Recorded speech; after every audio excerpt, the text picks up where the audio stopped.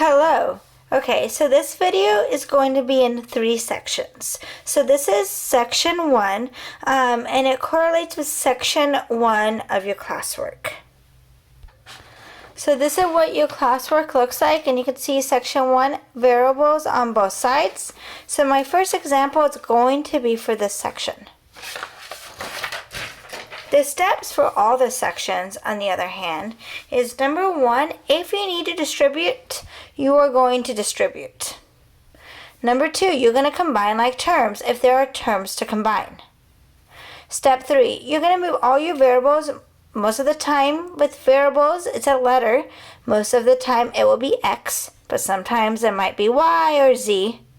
So you're going to move all the variables to one side and constants, which is the number in front of the variables, to the other side using inverse operations. To do that, you're going to move the X that has a smaller coefficient. Okay? And then step 4, you're going to check your answer. So example 1, like I wrote in red, is from section 1 of classwork number 5. So once again, this is section 1 of classwork number 5. So let's do this. 3x plus 9 equals 10x minus 5. Well, step 1, distribute. Well, I don't see anything to distribute. There are no parentheses, so let's do step 2. Combine like terms.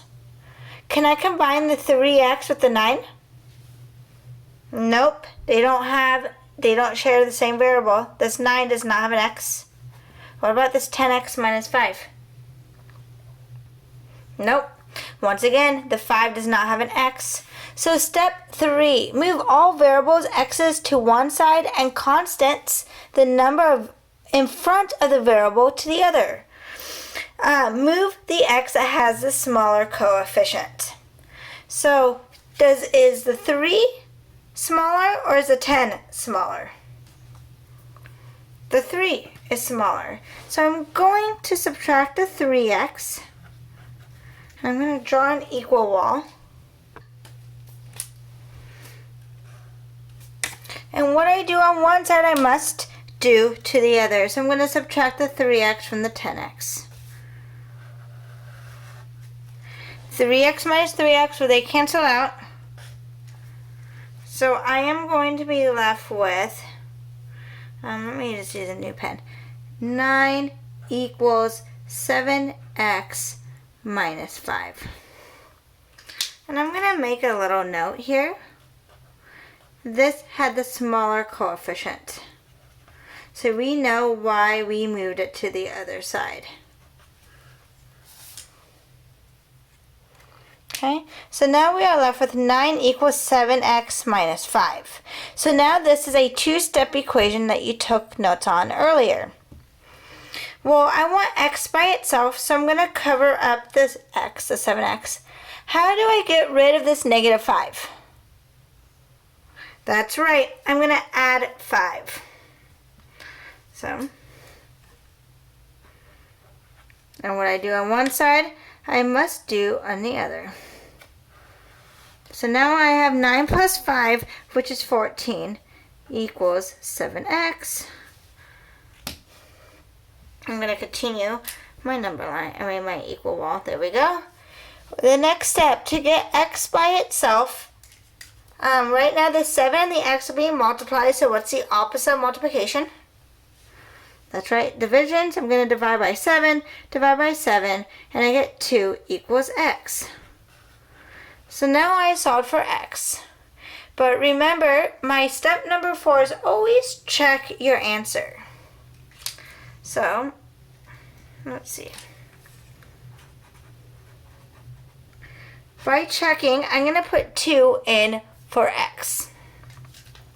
So I'm going to have, from the original problem, 3 times 2 plus 9 equals 10.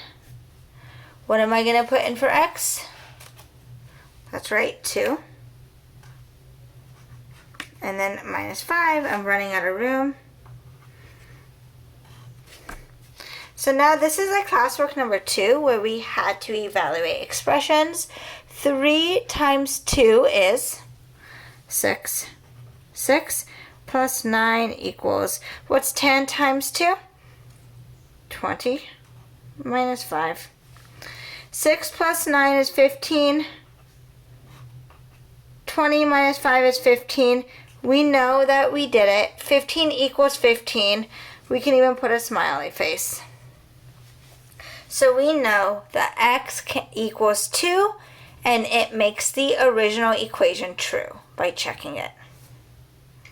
Okay, so right now I want you to stop the video. I want you to work on section number 1 of the worksheet. And if I haven't posted the worksheet yet, you just wait until I post it, and you can work on section 1. And then stay tuned for section 2 and section 3 of classwork number 5.